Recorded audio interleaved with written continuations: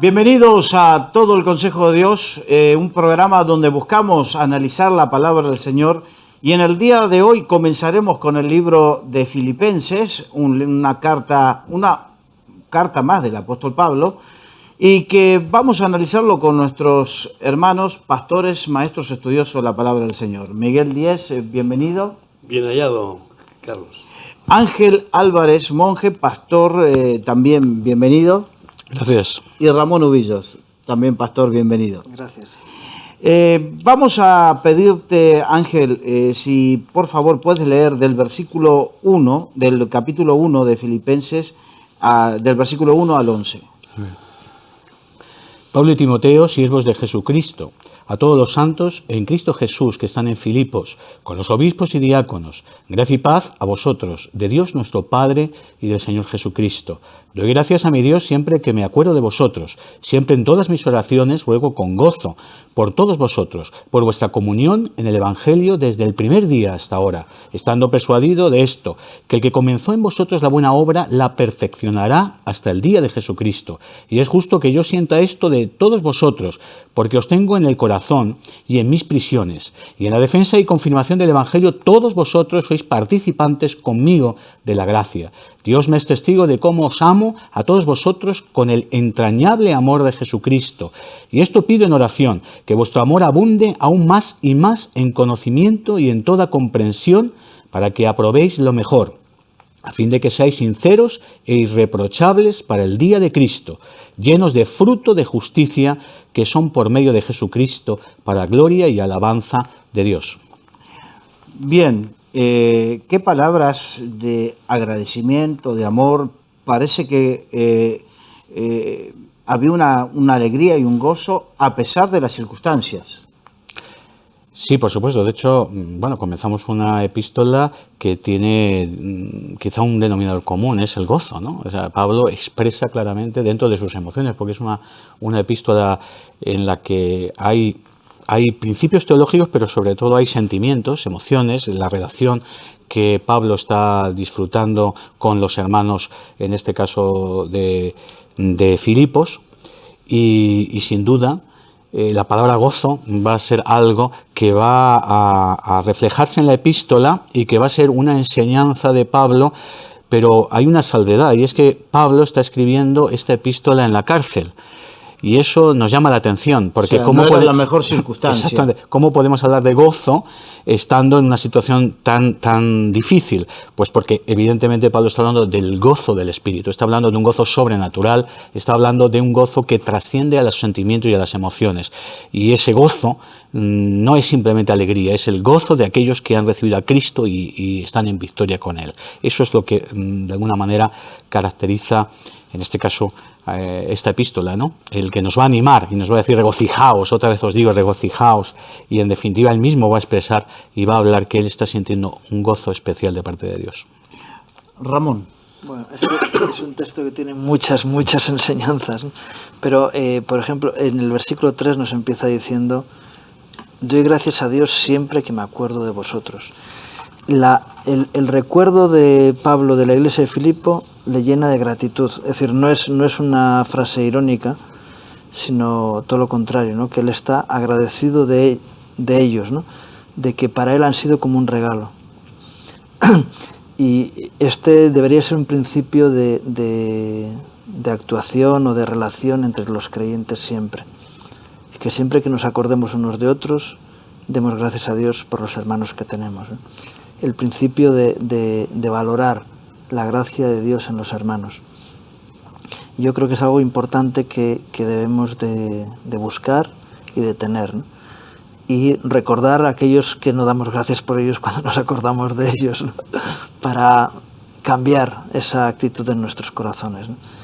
Porque en todo aquel en el que la gracia de Dios está, son personas que son dignas de dar gracias a Dios por ellos, ¿no?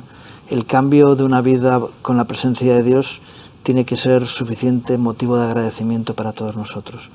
Muchas veces nos fijamos mucho más en los errores, en los fallos, en las actitudes que no son correctas, en aquellos que no son perfectos todavía porque están en el camino a la perfección, que en la bendición que viene de parte de Dios a través de ellos, ¿no? Miguel. Bueno, veo un detalle muy curioso que no se ve en otras epístolas. Pablo y Timoteo. Entonces, como el padre incluye al hijo espiritual, porque Timoteo pues era su principal discípulo, ¿no? Y aunque Bernabé también estuvo con él mucho tiempo, pero creo que Timoteo da muestras, Pablo, de tenerle como, después a Tito, pero sobre todo a Timoteo como discípulo principal. Y esto que pues pareciera que hablan los dos a la vez, porque claro, la epístola comienza con los dos, como si estuvieran de acuerdo en escribir esta carta, y estuvieran Yo no sé muy bien en qué etapa de la vida de Pablo escribe esta epístola, no he investigado, pero pienso que ya pues Pablo va avanzando en edad, ¿no? y su discípulo, su hijo espiritual Timoteo, va creciendo también y madurando, y entonces es copartícipe de una forma muy, muy directa en esta epístola. O sea, es como si la escribieran los dos, ¿no? Y bueno, pues el saludo de gracia y paz es un saludo, bueno, completamente generalizado en todas las expresiones de deseos, de buenos deseos, que es una bendición, claro, poderlo dar. Y después yo veo también aquí que ora mucho por los filipenses y por todos, ¿no? Rogando por todos vosotros, ¿no? Se acuerda, que tiene memoria, recuerda, el amor recuerda siempre a los amados, que da gracias a Dios por ellos, siempre que se acuerda. Y lo que has dicho, Ramón, pues que efectivamente, que agradece a Dios por la comunión en el Evangelio. En el Evangelio, no una comunión carnal. Y a veces podemos tener una comunión sentimental, un amiguismo, una comunión, pues diríamos, social, o pues qué sé yo, podemos tener comunión si somos del Real Madrid los dos, y hay una especie de comunión en ese tema. Pero está hablando de la comunión en el Evangelio, por lo tanto, es una comunión espiritual, una unión, una unidad, una intimidad, y esa comunión dice que desde el primer momento. A mí me hace ver también lo que es el flechazo. O sea, el flechazo. Estaba escribiendo ayer una respuesta a un pastor judío que es una eminencia, y le estaba diciendo que el rato que estuve con él pude experimentar el flechazo de esa comunión con un hermano en la fe, aunque no lo has conocido nunca de nada, y que sin embargo desde el primer encuentro te sientes a gusto, ¿no? Te sientes como si lo conocieras, o sea, como si hubiera una relación de amor, de amistad durante toda la vida.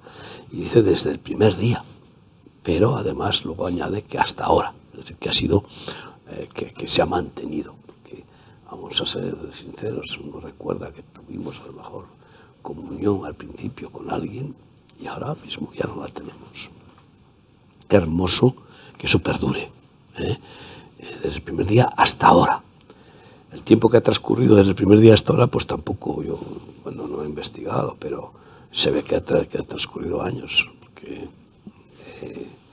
está, bueno, pues haciendo recordatorio de esa iglesia que él fundó y que produjo frutos espirituales y con los que tuvo pues esta entrañable amistad en el espíritu, ¿no? Y luego pues confía que de la misma manera que esa comunión en el Evangelio, en el espíritu, se inició desde el principio hasta ahora, confían que Dios la va a perpetuar.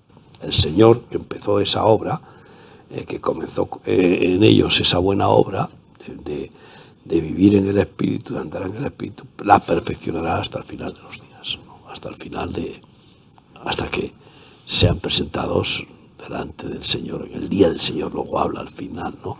Y sean presentados como irreprensibles y como, bueno, pues buenos siervos, para que el Señor les diga, pasa, buen siervo fiel, lo poco has sido fiel, en lo mucho te pondré. Así que yo creo que son oraciones muy, muy fundamentales. Orar por alguien para que persevere hasta el fin, porque el que persevera hasta el fin será salvo. Y que oren por mí para que persevere hasta el fin, porque creo que es fundamental. No vaya a ser que, como decía Pablo, no vaya a ser que yo no lo alcance, y que habiendo sido heraldo de la salvación de muchos, yo no lo alcance. Lo cual va en contra de esa teología de salvo siempre salvo. Pero en cualquier caso aquí tiene una convicción de que van a llegar a la meta. Bueno, pues es hermosa esa convicción. Y yo creo que podemos tener convicción de algunas personas que van a llegar a la meta. La podemos tener, esa convicción de fe, ¿no? Y aunque a lo mejor en el camino pues experimenten tropiezos, ¿no? 7 veces cae el justo, 7 veces lo levanta el Señor. Y veo eso que repite constantemente cómo ora por ellos, en ese amor, y esto pido en oración, dice, en fin, que ese amor abunde en ellos. Y yo me gustaría cada vez más orar por mis consiervos, mis hermanos, especialmente pues por los hijos espirituales, los discípulos, los que sirven con nosotros, y también por otros ministros, ¿no? Y que lo hagan también por mí. Es fundamental. Me gustaría, Ángel, brevemente volver al versículo 1, porque hay algo muy interesante que es diferente a la mayoría de las cartas paulinas, donde Pablo tiene que defender su ministerio y se presenta como apóstol de Jesucristo. En cambio aquí, como siervo de Jesucristo. Quizás eso está hablando de la comunión que había con la iglesia de Filipo. Sí, la iglesia de Filipo es una iglesia muy especial para Pablo. Es una iglesia, una de las iglesias que principalmente apoyó a Pablo en oración, en ofrendas, y que estuvo de una manera muy cercana a los sufrimientos y a las emociones del apóstol. Entonces, sin duda, esta carta lo que expresa es precisamente que hay un sentimiento especial. Dios no hace acepción de personas, evidentemente, pero nosotros, como siervos de Dios, tenemos relaciones que perduran, que, como decía Miguel cuando hablaba de Timoteo, que es su discípulo con el que va a tener una relación todo el tiempo ministerial. Y concretamente la epístola de los Filipenses expresa eso, expresa que hay una intimidad, una comunión, una amistad que en otras epístolas no se ve, porque en otras epístolas hay más complejidades, más problemáticas, aunque aquí también, cuando ya llegaremos, se menciona que hay algún tipo de problema de falsos hermanos, o que están, parece que incipientemente, también intentando afectar a la Iglesia, pero sobre todo el sentido es de amistad, de relación, y sin duda expresa mucho los sentimientos de Pablo, ¿no? Pues, bueno, dice siervo de Jesucristo. En otro momento, en el capítulo 2, va a decir: os enviaré a Timoteo porque él puede también expresar mis propios sentimientos con relación a las noticias, que creo que es en el capítulo 2. Espero en el Señor Jesús enviaros pronto a Timoteo, para que yo también esté de buen ánimo al tener noticias vuestras, porque no tengo a ningún otro que comparta mis sentimientos y que tan sinceramente se interese por vosotros. Por un lado, vemos esa relación tan especial con Timoteo, pero por otro lado, la relación especial con la Iglesia.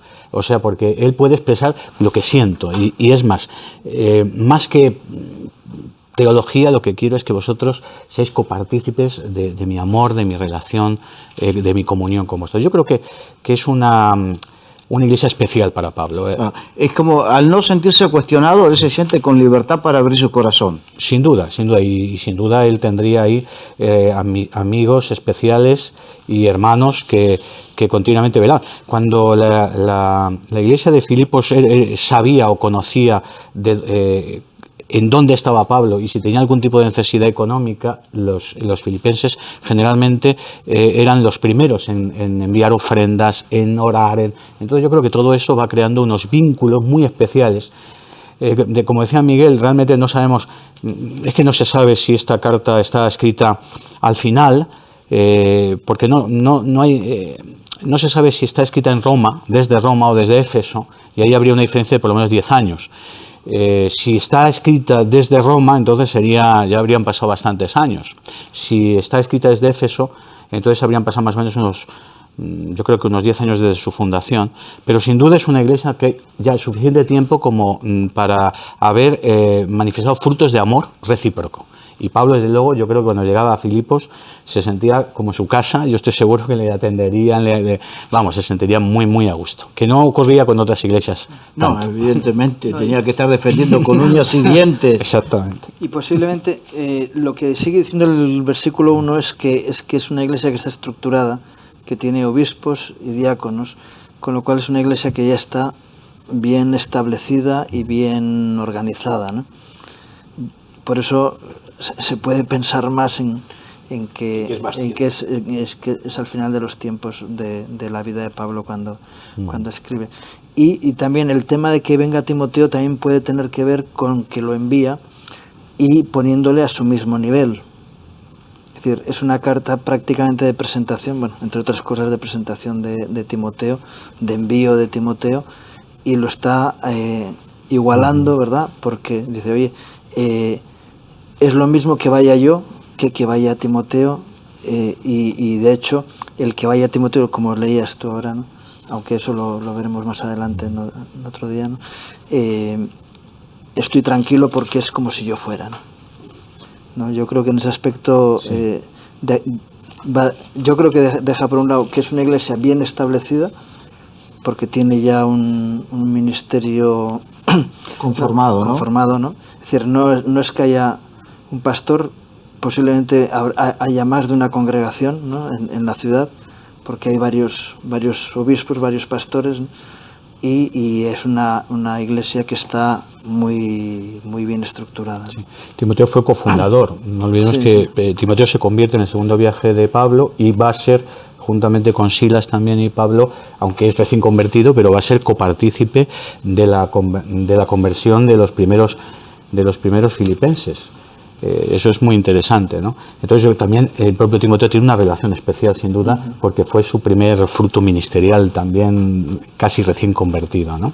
En cuanto a obispos y diáconos, pues también es bueno recordar a nuestra audiencia lo que significa, porque, bueno, el contexto romano, cuando lee la palabra obispo, pues siempre se imagina una persona con un poder especial eclesiástico, con una autoridad determinada sobre diócesis, sobre iglesias, y tenemos que recordar, ya se ha hecho en otros programas, que los obispos eran los pastores, los líderes espirituales de las congregaciones, y que en la Biblia, sobre todo en los primeros años, en el Nuevo Testamento, la palabra obispo, anciano y pastor eran expresiones similares. Generalmente en las iglesias había una pluralidad de ministerios porque las iglesias eran iglesias que se reunían en casas y era cuando dice la iglesia a los filipenses, como muy bien decías, Ramón, pues está hablando de distintas congregaciones probablemente en casas que se están reuniendo con sus ancianos o en este caso con sus obispos. Y aquí también se hace una distinción en cuanto a los diáconos, que son, pues diríamos, aquellos que ayudan a los obispos, aquellos que sirven a Dios en la mayoría de las ocasiones en ministerios más prácticos, pero también en ministerios de tipo espiritual. Quizás serían los que están en relación de ayuda, de comunión con los ancianos, pero que están sirviendo dentro de la iglesia, porque aquí está poniéndolos también como, digamos, como cargos eclesiásticos de alguna manera, entendiendo siempre que la Biblia en el Nuevo Testamento, cuando habla de obispos, o cuando habla aquí de diáconos, o cuando habla de ancianos, siempre estamos hablando de personas normales y corrientes, llenas del Espíritu, que sirven en la iglesia, no de personas especiales, revestidas con revestimientos extraños. Eran los que servían en la iglesia. Por eso me gusta que el propio Pablo empieza diciendo siervos de Jesucristo, y bueno, pues lo que hacían era servir, enseñar, ayudar.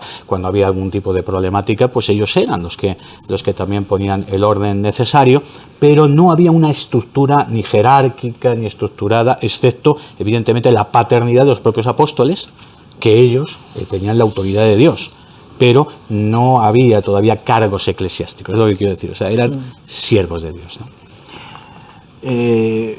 Miguel, me gustaría que vayamos al versículo 6, porque hace una afirmación que nos trae, sobre todo a los que creemos que estamos todavía en proceso de perfección, nos trae una genuina certeza de fe, ¿no? Claro, evidentemente el Señor no hace chapuzas y no deja a medias su obra, ¿no? Eso es interesante, Sí. ¿no? Que no se chapuza ni nos deja a medias. No deja a medias, ¿no? Él termina su trabajo como buen alfarero para hacer vasos de honra y llenarlos, que seamos copas de oro y rebosantes del aceite del Espíritu y nos lleve a vivir siendo irreprensibles. Y nos va perfeccionando como la aurora que va en aumento hasta que el día es perfecto. Es un trabajo de la poda, el que da fruto lo poda para que dé más fruto. Él es la vid, nosotros los pámpanos, ¿no? Y es una confianza muy grande, como yo digo, Él nos va a perfeccionar aún a pesar nuestro. Porque a veces le estorbamos, a veces le resistimos, a veces, pues qué sé yo, o sea, decimos, Señor, no tanto. Pero él no, él tiene su proyecto, y su proyecto es hacernos a su imagen y semejanza, que no es nuevo. Desde el principio con Adán y Eva, pues los creó haciéndolos a su imagen y semejanza, y pareciera que habría fracasado, porque él continúa con ese proyecto, y ahora al regenerarnos, poniéndonos un nuevo corazón, pues nos va perfeccionando, nos lleva de la mano y nos va corrigiendo, y como buen pastor con su vara y su callado nos infunde aliento ya, y nos disciplina, nos corrige, nos exhorta y nos castiga y nos ama, ¿no? Así que qué bueno. Pero aquí yo también quería decir esto de Pablo, pues en Filipenses fue donde le metieron en la cárcel. Y qué curioso que está diciendo aquí como pues en ese amor en sus prisiones, ¿no? Dice que siente eso de vosotros por cuantos tengo el corazón y en mis prisiones.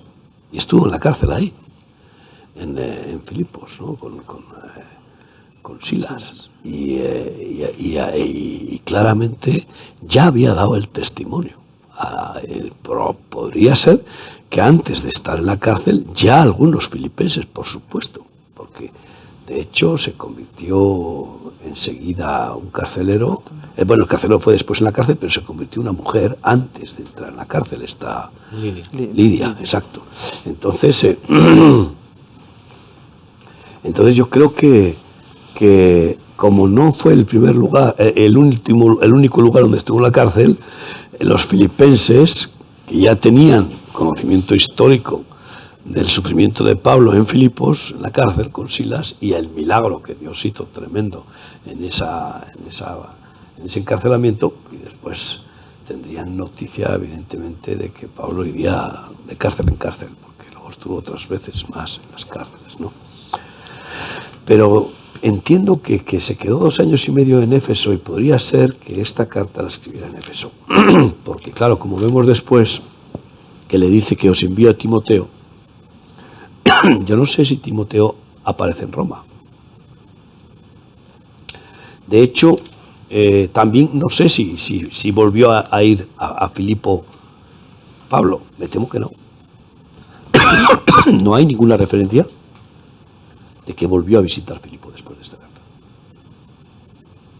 En todos sus viajes misioneros no aparece que volvió a recorrer. Habla de que varias veces estuvo en Éfeso, Berea, etcétera, y otros sitios, pero no nos narra ni los Hechos de los Apóstoles ni las epístolas que volviera otra vez después de esta carta a visitar a los filipenses. Pero sí que envía a Timoteo, que sí que lo va a enviar, y por eso también pues hace la presentación, como tú has dicho, como que pues Pablo incluso podría tener ya revelación de que va a ir a Jerusalén, a pesar de que tiene visión de que lo van a encarcelar y que va a entrar en su etapa final. También podría tener esa revelación, porque en el momento en que va a Jerusalén ya se acabó. Ya no vuelve después a visitar ninguna de todas estas iglesias de Macedonia, ni tampoco de las de Turquía, es decir, de Asia Menor. No las vuelve a visitar, porque ya de Jerusalén pues es llevado a Cesarea la Marítima, de Cesarea la Marítima es embarcado, y bueno, pues sí que tiene el desastre de la tormenta y de cómo pierden el barco y pierden todo, y acaba en la isla esta, ¿cómo se llama? La isla de Creta, Creta, ¿verdad? La isla de Creta, donde acaba, que le muerde una serpiente, etcétera. Pero ya de ahí, pues sigue como está prisionero y tiene que ser presentado delante del emperador, pues de ahí es llevado otra vez en barco, pasada la tormenta, a Roma. Y no vuelve a tener más relación personal, pero sí epistolar. Es decir, que ¿cuándo escribió esta carta? Pues puede ser o bien en Éfeso, o bien en Roma, o en Jerusalén. Hay esos 3 puntos. Pero no volvió después a visitarles. Y qué bueno que tiene la confianza. Para mí es muy, muy hermoso saber que Dios te ha usado para levantar una iglesia y que haya este orden de obispos, esto y lo otro, y que va a perseverar, que tienes la confianza de que va a perseverar sin ti. Porque claro, la obra es del Señor, pero bueno, pues que los frutos de justicia también de los que habla el último versículo son frutos del Señor. La verdad es que no en todos los sitios tenía la misma percepción, Pablo. No, es verdad. Porque en otros sitios dice... entrarán lobos después de mí. Y temo que mi trabajo en vosotros haya sido en vano. Pero no es en este caso. No en este caso. Pero llega a decir esto, ¿no? De alguna de las iglesias, me temo que mi trabajo entre vosotros haya sido en vano. Qué terrible juicio, ¿no? Y qué decepción. Es una palabra, qué hermoso poder decir esto, claro. De un ministerio que Dios te haya permitido ser el fundador. Bueno, el fundador es Cristo, pero es el instrumento para iniciarlo. Porque la cuestión es, recordemos que toda obra va a ser probada, ¿no? Claro. Probada. Y que cuando es probada, ahí se ve el sustento de esa obra, las raíces de esa obra. Y cuando uno a lo lejos se entera de que, bueno, el hermanito que uno confirmó, que Dios puso la convicción en el corazón, sigue firme en el ministerio, sigue dando frutos, que la iglesia continúa, que el buen espíritu sigue, qué regocijo, no orgullo, sino regocijo, ¿no? Señor, porque sabemos el precio que hay que pagar en lo personal por servir al Señor. A mí me gustaría, porque no tengo tiempo, pero qué bonito sería investigar cómo evolucionó, cómo después de Pablo está la iglesia del Señor en esta ciudad, ¿no? No ya hasta nuestros días, porque ya sabemos cómo está Grecia y cómo está toda Europa en términos evangélicos, ¿no? Pero durante las siguientes décadas e incluso siglos. Sí, hasta el siglo III, siglo IV. Hasta el siglo III y siglo IV, que empezó todo a ser absolutamente dominado por el poder político, ¿no? Del emperador, ¿no? Y que pues fue institucionalizado, diríamos, el cristianismo en la Iglesia Católica. Pues tendría que haber indicios, ¿no? Algunos indicios, algunos frutos que le dieran al apóstol esta expresión, ¿no? Es decir, estoy persuadido, estoy convencido de que el Señor va a terminar en vosotros la obra.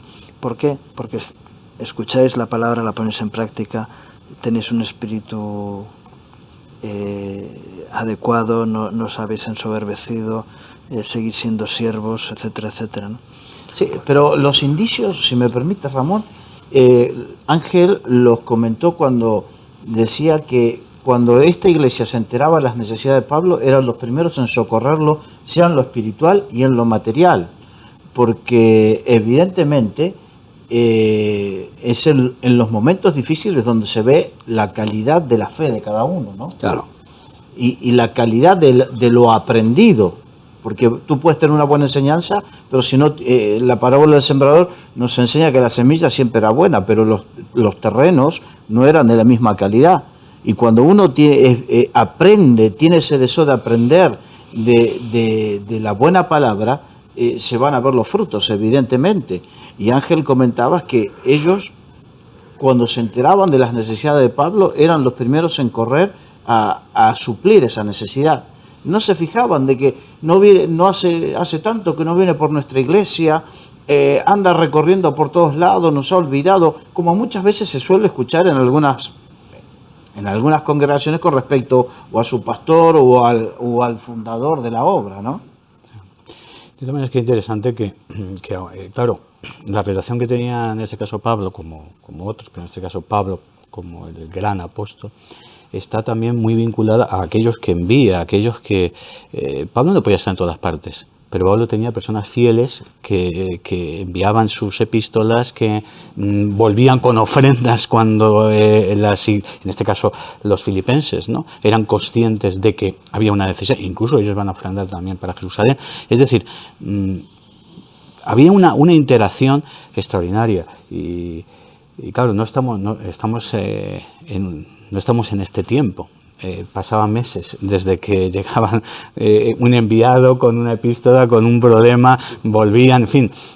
Pero aún así, lo que se ve claramente es que sí, esta iglesia era una iglesia que era copartícipe. Incluso se va a mencionar en la propia epístola, el propio Pablo les da gracias porque han vuelto a ser copartícipes. En este caso, cuando él está sufriendo la prisión, cuando ellos se han enterado, entonces también van a apoyar. Esa es una relación muy especial, sin duda, y efectivamente se ve en los momentos difíciles, porque las epístolas, claro, nos reflejan también realidades. En muchas ocasiones Pablo aparece con autoridad, con apostólica porque la tiene, incluso a veces tiene que reivindicarse él mismo. Otras veces lo hace directamente Dios, porque los milagros que se producen a través de él ya se acaban. O sea, callan la boca a todos los detractores. Es decir, si Dios está haciendo milagros sobrenaturales, por mucho que los falsos hermanos quisieran acusar a Pablo, se quedarían alucinados, ¿no? Pero en otras ocasiones Pablo va a aparecer como un siervo, pero un siervo sufriente también, el Pablo de las cárceles, el Pablo que es apedreado, el Pablo que... Y ahí es donde se ven realmente aquellos que le aman. Porque en definitiva cuando llega Pablo con poder y ora y hay milagros y cosas así, de alguna manera todo el mundo... Hoy pasa igual, ¿no? Todo el mundo dirá, uy, que venga Pablo rápido, que queremos milagros, que queremos señales, gloria a Dios. Pero cuando te enteras que Pablo le han pegado, le han torturado, le han llevado a la cárcel, no se sabe si le van a matar, ahí es donde se ve la sensibilidad. Y yo creo que estos hermanos, los filipenses, nos enseñan cómo debe ser el corazón de la Iglesia a sus siervos, un corazón de amor. Porque los siervos de Dios son hombres. Aquí cuando yo quiero seguir enfatizando, cuando habla de obispos y diáconos, etcétera, está hablando de siervos de Dios simplemente, ¿no? Se nos debe quitar en la cabeza, me refiero a la audiencia específicamente, los cargos del siglo XXI. Estamos hablando de este tiempo.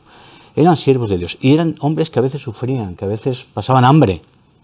Y a veces el propio Pablo va a decir que él está de alguna manera habituado a pasar hambre y también tener abundancia. Y él está de alguna manera bien con Dios de una u otra manera. Pero, ¿qué ocurría cuando estaba en ese nivel bajo de debilidad humana? No de debilidad espiritual, porque aquí vemos a Pablo con gozo y con victoria espiritual, pero en la cárcel. ¿Qué ocurre cuando la Iglesia se entera del sufrimiento de sus siervos? Porque sus siervos son hombres. Ahí es donde se va a ver la talla de la congregación. Y en este caso los filipenses aprueban, porque tienen verdadero amor en el momento difícil.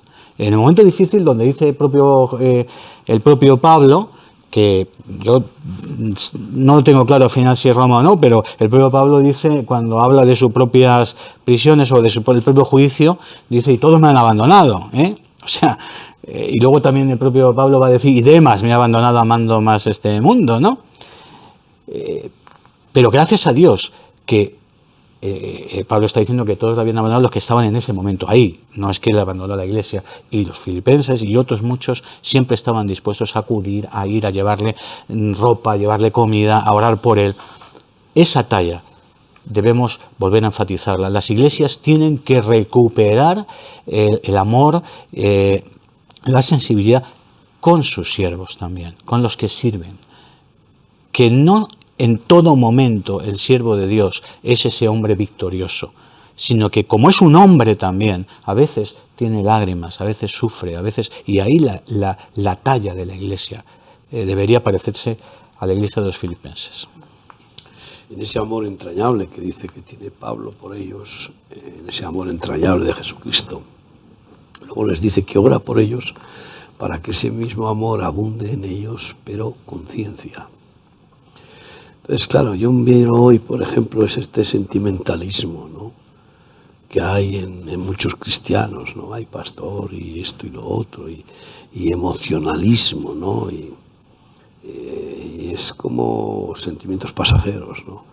Que yo entiendo que está hablando más, dice que vuestro amor abunde aún más y más en ciencia y en todo conocimiento. Estamos hablando de un amor del espíritu, un amor espiritual y un amor que entraña conocer cuál es el plan de Dios para mi relación de amor. Es decir, no voy a amar con mi corazón humano, no voy a amar como yo quiero, sino voy a amar como Dios quiere. Conocimiento de cómo debo de enfocar y dirigir ese amor, qué debo de dar en ese amor. Claro, muchas veces pues son abrazos, besitos, oro por ti y tal, pero no hay esa revelación de cómo manifestar ese amor con respecto a un ministro, a un siervo o a alguien, ¿no? O a un ministerio, que en realidad es lo que Pablo está queriendo decir, que ese amor abunde en ciencia, en conocimiento de Dios, y que practique lo que Jesús dijo. En esto conocerán que sois mis discípulos, en que os améis unos a otros como yo os he amado, por ejemplo. Primero pone cómo Él les ama con ese entrañable amor de Jesucristo, y luego les dice cómo deben de amar con esa ciencia, ese conocimiento del amor verdadero de Dios, y que es práctico, y que debe de reinar en la Iglesia, ¿no? Y entonces aprobarán lo mejor, y no serán hipócritas de decir una cosa, pensar otra y hacer otra diferente. Sino que vivirán de una forma sincera y irreprensible para el día de Cristo.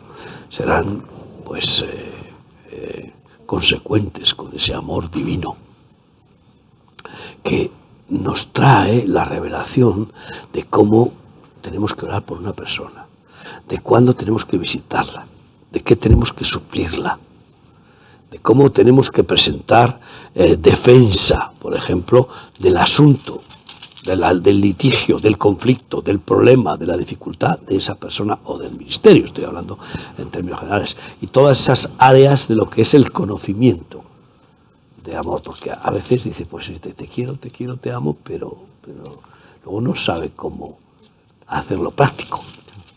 Esto pasa mucho, incluso entre esposos, entre padres, luego no saben cómo articularlo eso en una forma divina, ¿no? Y es importante también aquí resaltar que están en comunión con Él en sus prisiones y en la defensa y confirmación del Evangelio. ¿Cómo es esto? Que participan con Él en la defensa. Pues hombre, la verdad se defiende a sí misma, pero nosotros bienaventurados somos los defensores de la verdad, dice una de las bienaventuranzas, ¿no? Entonces, Pablo es un valiente defensor del Evangelio, arriesga su vida constantemente y se pone a predicar en las sinagogas con ardor. Después, en algún caso, para poder librarse, establece una división entre saduceos y fariseos, pues al hablar de la resurrección de los muertos, por ejemplo, que fue la forma de salir del conflicto que se creó, pero no tiene miedo. Y por eso estos filipenses se ve que eran valientes. Y Dios honra a los valientes. Estoy convencido de que Dios hizo un avivamiento en Filipos, un avivamiento especial. Donde iba Pablo había avivamiento, sin duda, pero aquí de una forma muy especial. Si nos retrotraemos a los hechos cuando está en la cárcel y vemos que allí cantaban y que toda la cárcel lo oía, Pablo y Silas, y que hay un terremoto y se revientan los cerrojos y se revientan las puertas, el carcelero se va a matar y resulta que se convierte después todo el carcelero de toda la familia. Todo eso redunda en la ciudad. Y luego encima, pues además quedan en libertad. Todo eso, ese terremoto no es un fenómeno solamente para un pequeño grupo de un barrio. Eso fue para toda la ciudad y fue notorio. Y toda la ciudad pues correría, oiría como la voz corría de que esto hizo Dios por medio de este siervo, ¿no? Estoy convencido de que a consecuencia de eso no solo el carcelero, sino muchísima gente se convirtió, porque si no, no puede haber ya, aunque sean 10 años, obispos y diáconos. Y claramente, pues varias iglesias en la ciudad de Filipo, porque era una de las, pues casi la principal de Macedonia. ¿Por qué? Porque pues, estaba fundada en honor de uno de los hijos de Alejandro. El padre. El padre. Del padre de Alejandro Magno, nada menos eso. ¿Te imaginas? O sea que es el padre de Alejandro Magno, pues era la institución promotora del Imperio Macedonio, ¿no? El hijo fue el que la extendió por todo el mundo, por todos los reyes, Alejandro. Pero significa, como era el nombre del padre, probablemente sería la capital. Pues sería la capital del Imperio Macedonio. Sí que es cierto que ya habían pasado muchos siglos después de ese imperio, pero yo creo que la relevancia de la ciudad no habría menguado, sino todo lo contrario, ¿no? No, pero además era colonia romana. En este caso eso implicaba que tenía unos privilegios con relación a otras ciudades. O sea que efectivamente Filipos era una ciudad importante, una ciudad que se había mantenido en su crecimiento y su economía, ¿no? Así que esto pues pudo producir un impacto tan grande, un fenómeno sobrenatural de esa envergadura, que muchos se convertirían y incluso pues el Espíritu Santo cuajó una iglesia que después Pablo pudo supervisar por epístolas, porque a lo mejor pudo haber más, que no sabemos si hubo más epístolas que esta. Esta es otra de las cosas que también desconocemos. ¿Cuántas epístolas? ¿Todas las epístolas que escribió Pablo las hemos recibido? Yo creo que no. No, yo tampoco. No está claro. Yo creo que no. Y de hecho ya en el segundo a los Corintios ahí se ve que hay una epístola, por ejemplo, que está claro, están las epístolas que el Espíritu Santo ha querido que estén. Sí, no, sin duda las que nos convienen. Pero en cualquier caso aquí se formó un gran cuerpo, una iglesia ungida, y Pablo queda satisfecho y agradecido a Dios por esa estabilidad, porque además no estaba tan acostumbrado a esa estabilidad, sino, como bien ha dicho Ramón antes, pues se encontraba con que en algunos sitios enseguida empezaban las rencillas. Mismamente Corintios no tuvo en ningún momento una expresión de esta forma, ¿no? a las epístolas a los Corintios. Y eso que, sin embargo, Corintios pudo ser también una tremenda iglesia, ¿no? En cuanto a número, pero muy conflictiva, muy conflictiva. Luego, la última comunión que falta es la de la gracia de Dios. Ah, sí.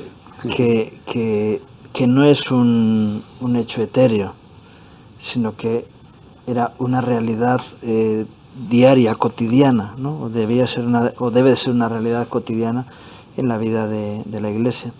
Lo que es que muchos, cuando tienen cierta capacidad personal, dejan a un lado la gracia de Dios y se dedican a levantar las cosas en su propio esfuerzo, ¿no? Pablo se preocupa en varias de sus epístolas en hablar de la gracia de Dios y del poder del Espíritu y de que la obra no sea obra humana, sino que sea obra divina, ¿no? Y la obra divina viene cuando está actuando directamente Dios, ¿no? Y la gracia de Dios se manifiesta entonces cuando se da oportunidad a Dios de que haga las cosas, ¿no? Ahora mismo nos encontramos con problemas en España mismo, los locales de culto, todas estas cosas, y muchas veces estamos centrados en intentar hacer una estrategia humana para intentar solucionar el problema, y nos olvidamos de que la mano más poderosa y la forma mejor de solucionar nuestros conflictos es depender de la gracia de Dios, ¿no? Como les decía a los Gálatas, ¿no? De la gracia habéis caído cuando estéis justificando en otros aspectos. Pero la comunión especial, bueno, aparte de lo que se está hablando de Pablo con la iglesia de Filipo, y era otra marca más que daba seguridad a Pablo de la continuidad de esa iglesia, era el hecho de que buscaban la gracia de Dios para sus vidas. No vivían en a ver qué tenemos, qué cualidades tenemos, qué personas con unos dones especiales tenemos, sino que era una iglesia dependiente de la gracia de Dios. Lo mismo que Pablo vivía y enseñaba en todos los sitios donde iba, ¿no? Vivir en dependencia de Dios en lo que hacéis. Y yo creo que la mejor seguridad que pueda haber de futuro para un creyente es que vivamos de la gracia de Dios. Sí, por supuesto, trabajando, esforzándonos, pero en la gracia de Dios, como también los apóstoles enseñaban, ¿no? Esfuérzate en la gracia, no solamente en tus fuerzas, ¿no? Sino sobre todo en la gracia de Dios, que es mucho más poderosa que la capacidad humana que podamos tener. Bueno, el secreto de Pablo, para mí, más importante de su ministerio es precisamente eso, poder proclamar: cuando soy débil, soy fuerte. Ya no vivo yo más, vive Cristo en mí. Es decir, que el poder de Dios se perfecciona en nuestra debilidad y, evidentemente, eso es la vida de gracia. Todo es por gracia, ¿no? Y luego, pues, se les dice para que sean sinceros y irreprensibles en el día de Cristo, llenos de fruto de justicia. Este es un tema que también repite mucho, ¿no? Lo que es la justicia, como habla de la coraza de justicia, los Efesios, capítulo 6, llenos de justicia, los frutos de justicia que son en Jesucristo.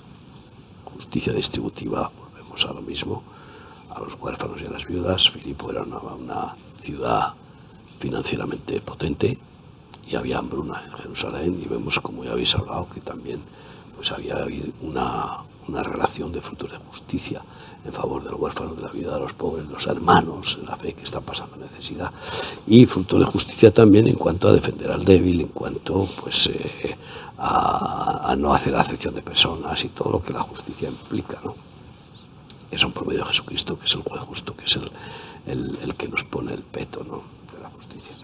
Y esto es muy actual, es decir, que esto necesita la Iglesia, esto necesitamos hoy. Todas estas cualidades, ¿no? Cualidades y estas intercesiones de Pablo por los filipenses, pues que también las hagamos unos por otros en la Iglesia de hoy, ¿no? Lo que sí es interesante que creo que como muy pocas veces da la impresión de que las oraciones eran de un padre que oraba por su hijo como aquel que busca lo mejor, de lo mejor, de lo mejor, ¿no? Lo importante. Y aquí dice, para que aprobéis lo mejor, a fin de que seáis sinceros e irreprensibles para el día de Cristo, llenos de frutos de justicia que son por medio de Jesucristo, para gloria y alabanza de nuestro Dios. Qué interesante es hacer oraciones centradas, ¿no? El apóstol Pablo decía que él no daba golpes al aire, y muchas veces uno, sin darse cuenta, puede caer en eso de hacer oraciones infructuosas o oraciones que no dicen nada o no llevan a ningún lado, ¿no? Pero un pastor que ora e intercede por su pueblo hace oraciones concretas, ¿no? Sí, bueno, anotar, ¿no?, que no le está diciendo que no mientan. Lo que está diciendo aquí, concretamente, la sinceridad de este lugar es que os podréis mostrar tal cual sois.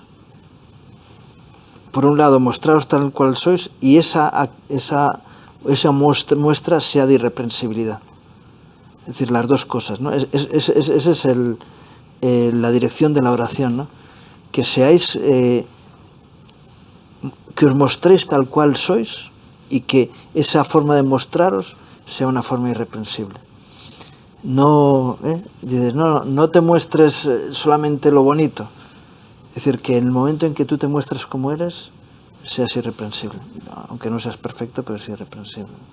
Bueno, porque perfección, ya lo dice, ¿no?, que Él nos va perfeccionando hasta el día de Jesucristo. O sea que hasta último momento Pablo tenía la convicción de que iba a ser perfeccionado y a su vez se lo transmitía a los demás, que no pensemos que ya hemos alcanzado algo y que por lo tanto ya somos, no tenemos que ser cambiados a nada, al contrario, hasta el último momento de nuestras vidas algo habrá que el Señor querrá hacer en cada uno de nosotros. Cuando dice para que aprobéis lo mejor, está hablando de recibir el aprobado, está hablando de probar, está hablando cuando dice procurad todos los dones, pero sobre todo que profeticéis, y luego dice, pero yo os muestro un camino más excelente que es el del amor, porque en todo el pasaje está hablando del amor. Entonces yo creo que las dos cosas, que seamos aprobados, y por eso somos hallados irreprensibles cuando nos da el aprobado, el que examina los corazones, el que pesa los corazones, y también que aprobamos o que superamos lo mejor, es decir, lo más excelente, porque hay que saber escoger entre lo bueno y lo mejor, y eso no creas que a veces es tan fácil. Uno puede conformarse a una estatura, a una medida de fe y una medida de amor, y esas medidas tienen que seguir creciendo y creciendo, pero en cualquier caso yo creo que es lo que tú decías, de desear a nuestros hijos espirituales, como desea Pablo, que lleguen a lo máximo, ¿no? Lleguen a lo máximo del nivel de la estatura, que lo máximo es Cristo, a la estatura de Cristo, ¿no? Y sean aprobados y hallados en el examen sinceros, sin cera, sin cal, sin hábitos religiosos de apariencia, de piedad, sin imposturas, sin arrogancia, con esa transparencia, esa santidad de la que tú hables. Pero aquí estoy, desnudo, tal como soy. El Señor me conoce, y lo que soy, como decía Pablo, pues por la gracia de Dios soy. Y si soy torpe todavía es por la gracia de Dios que me mantiene en esa torpeza, para que no se me ocurra envanecerme, como en algún momento le mantiene a Pablo, pues fíjate tú, nada menos que con un aguijón, y no se lo quita, ¿no? Pero veo eso, que el propósito es ese aprobado de Dios. Qué hermoso. Y esa corona de gloria en el día de Cristo, de ser hallados en ese día. ¿Y cuándo es el día de Cristo? Pues primero cuando uno parte de este mundo. Ese ya es el día para ti, para mí, el día que nos toca partir. Ese es el día de Cristo en nuestra vida, en el sentido de, no estamos hablando solamente de la venida. Efectivamente, Pablo decía, los que estén o estemos, y Jesucristo viene, pues entonces ese es también el día, pero cada uno tiene su día si no llega a ese día global del arrebatamiento y la primera resurrección. Creo que esta epístola, como hablamos al principio, es tan especial, donde se ve a un pastor con su corazón abierto hacia un grupo de hermanos, en donde ya ve cierta madurez. Como hemos dicho, había un cuerpo ministerial ya constituido, se veía cierta madurez y se sentía apoyado y arropado. Evidentemente, cuando uno madura, lo que hace es apoyar y arropar al ministerio de la Iglesia, no para decir sí a todo, sino para apoyar específicamente, dándonos cuenta de que en la Iglesia la cabeza es Cristo, evidentemente, pero también ha puesto a sus autoridades para poder gobernar y para poder llevarla. Hemos llegado al final del programa del día de hoy. Dios mediante, nos encontraremos la próxima semana para continuar con el libro de Filipenses. Muchas gracias, Miguel. Ángel, muchas gracias. Gracias, Ramón. Y gracias a todos ustedes por estar con nosotros, y volvemos a convocarlos para la semana que viene.